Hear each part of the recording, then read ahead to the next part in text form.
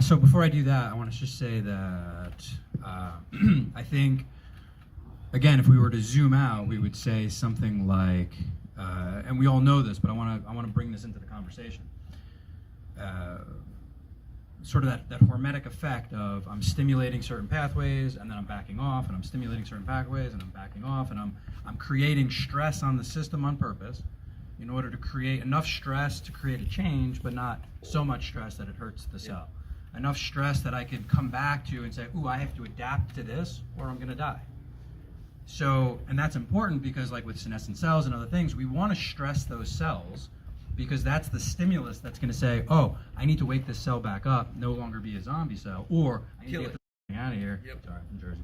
I need to get this thing out of here and clear up the mess, and so, these cycling in and out of these either pieces of that wheel or pieces of our lifestyle, it's all about creating the signal pathways that regenerate old cells and reduce inflammation and then make the most out of the healthy cells and then replenish those holes that we've created with new stem cells so that we have a whole level of new activation going on in whatever tissue that we're talking about.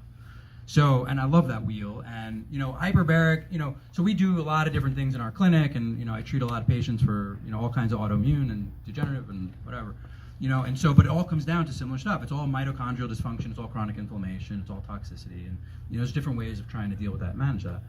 So one of the reasons, or I guess one of the things that brought us to focus so heavily on hyperbaric is it's one of those foundational tools that it cures nothing.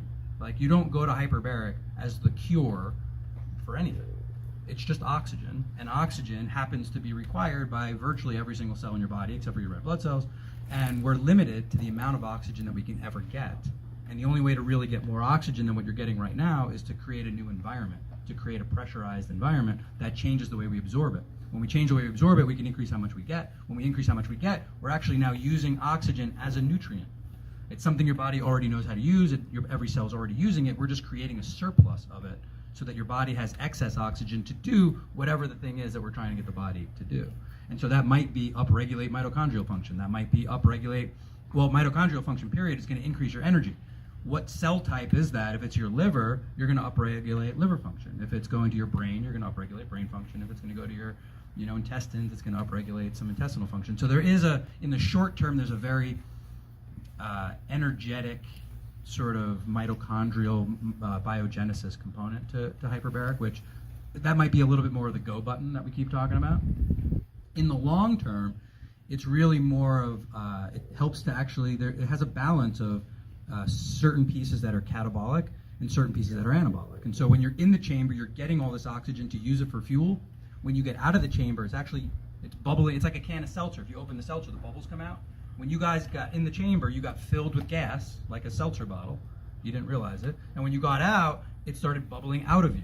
And as it bubbles out of you, it's useful. It's actually interacting with all of your cells, but it's stimulating those same pathways, the HIF1, the sirtuins, the VEGF. It's stimulating these certain pathways that are all about regenerating tissue. Your body thinks it's becoming hypoxic. It's not actually hypoxic. It's just relatively hypoxic compared to when you were inside the chamber. So when you get out and the gas is coming out and your body thinks it's becoming hypoxic, it creates all kinds of changes, cell signaling changes, to adapt to hypoxia, which include rebuilding the blood vessels, increased mitochondria, the increased sirtuin factors.